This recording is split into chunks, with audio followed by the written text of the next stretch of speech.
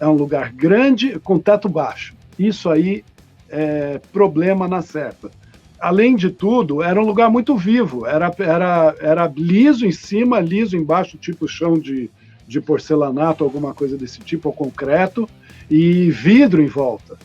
Então era assim, imagina uma caixa rasa, quadrada, e o palco lá no fundo e a mesa de som lá na casa do cacete do outro lado.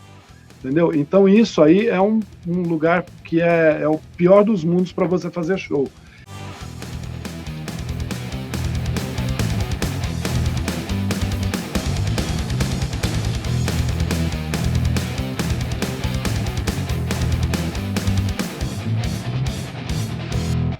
Fala galera, aqui é Anderson Bellini, diretor do documentário André Matos, Maestro do Rock, e eu tô aqui para bater um papo com vocês. Como vocês sabem, nosso documentário está sendo rodado há mais de um ano somente com recursos próprios. Só que agora a gente chegou no momento crucial do nosso documentário, onde a gente precisa dar saltos maiores. E para que esses saltos sejam dados, a gente precisa da sua ajuda. Para isso a gente criou aqui a nossa vaquinha, para que você possa contribuir com o valor que você puder. E sabe o que é legal? O seu nome estará nos créditos finais do documentário, caso você possa nos ajudar. Porque você é um apoiador do nosso documentário. Ah, não posso ajudar com valor nenhum? Então curta sempre os nossos vídeos, divulgue os nossos vídeos, divulgue a nossa vaquinha, que você também vai estar contribuindo. Então vamos lá, vamos fazer desse documentário o maior documentário feito no Brasil, do nosso querido maestro André Matos. Eu vejo vocês em setembro. Agora sim, o nosso convidado, que podemos falar em português.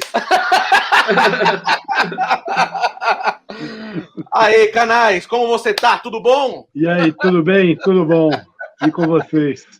Tudo certo por aqui. Cara. Meu, pra quem não sabe, o Canais foi o cara que fez o som nesse lugar aí que a gente viu aí inusitado. Então, ele teve uma missão muito dolorosa de tirar som daquilo lá, levar um som legal pra galera. O Anthony mesmo me contou já em backstage que o som lá tava muito bom em si, né, no show, né? Então, acho que o Canais tirou leite de pedra e ele vai contar um pouquinho pra gente aí como foi. Como foi que você chegou lá, Canais, e viu o lugar e falou, putz, vocês estão loucos com esse lugar aqui não tem acústica e tudo mais. Queria que você contasse as dificuldades que você teve. Então, primeira coisa que é legal falar é o seguinte, as fotos que apareceram aí, não apareceram no local do show exatamente, isso aí era uma área externa, e havia um pavilhão, que provavelmente era um pavilhão de eventos, que foi onde o show aconteceu. Existe o pior cenário para um lugar que você possa fazer um show. Cara, eu não ligo para ginásio, todo mundo reclama de ginásio, eu não ligo para ginásio, eu não ligo para uma série de lugares abertos, ou que tenha muita coisa, casa de show, assim, bar, essas coisas que tem lugares diferentes. Eu não ligo para nada disso. O que ferra você fazer um show é um lugar grande com teto baixo. Isso aí é problema na certa. Porque você vai ter aquele público grande, você vai ter um palco lá na frente, um pé abaixo, que o som vai morrer ali. Entendeu? Ele não chega, ele não espalha. E a gente não tinha... você pode resolver o problema num lugar desse colocando torres de sons espalhadas pela casa, mas lá não tinha nada disso. Além de tudo, era um lugar muito vivo, era liso em cima, liso embaixo, tipo chão de porcelanato, alguma coisa desse tipo, ou concreto, e vidro em volta. Então era assim, imagina uma caixa rasa, quadrada, e o palco lá no fundo e a mesa de som lá na casa do cacete do outro lado. Entendeu? Então isso aí é um lugar que é o pior dos mundos para você fazer show.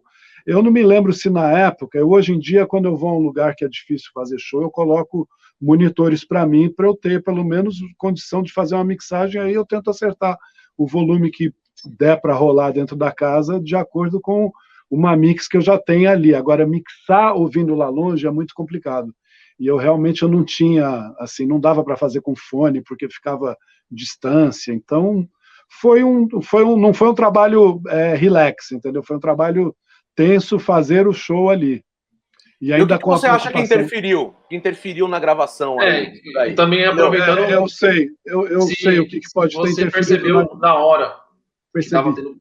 Estava tendo muito apito, entendeu? E estava tendo muito apito, eu não sei dizer se era por causa do monitor ou por causa do PA.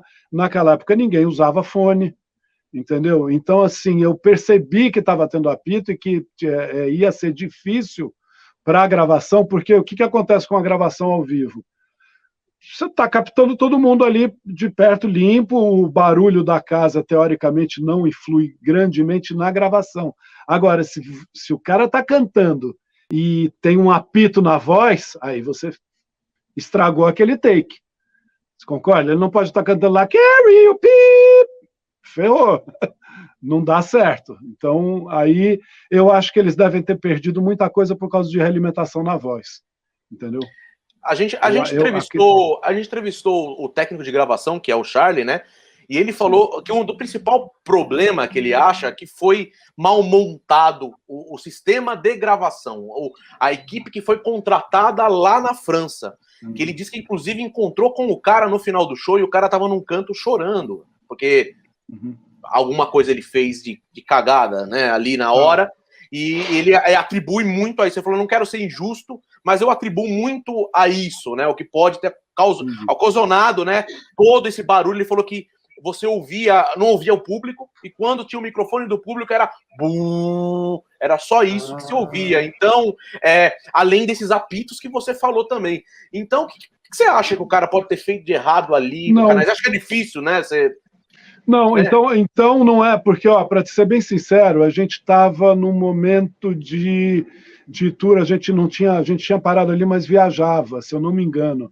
A gente não ficou muito tempo, eu não cheguei a conversar com eles de como foi a gravação, e eu não sei exatamente o que aconteceu. Eu estou sabendo dessa informação pela primeira vez agora, por incrível que pareça.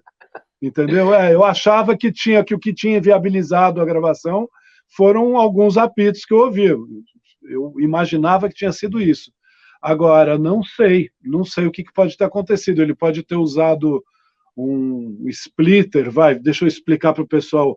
Os microfones entram em uma caixa que tem lá os plugs, essa caixa manda o som para frente, para o equipamento de PA, manda o som para o monitor, e quando você está tendo uma gravação, ela manda também para a gravação.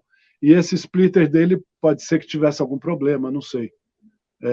Porque para ter barulho desse jeito, deve ter sido algum problema no splitter dele, com certeza.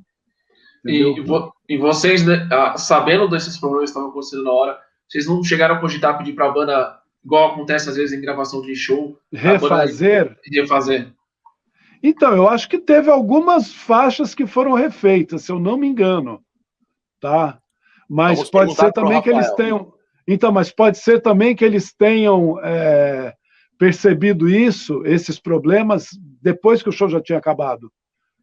Pelo que o Charlie falou, parece que foi isso mesmo. Foi depois. Porque pelo que eu me lembro,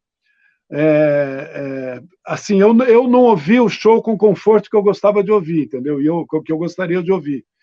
E assim, eu não posso te falar, apitou tanto que viabilizou metade do show, não foi assim, mas teve apitos, teve alguns apitos pontuais lá que aconteceram, e não posso falar, eu não sabia desse detalhe, eu achava que tinha viabilizado por causa de algum apito, de apitos aqui e ali, eles resolveram não fazer.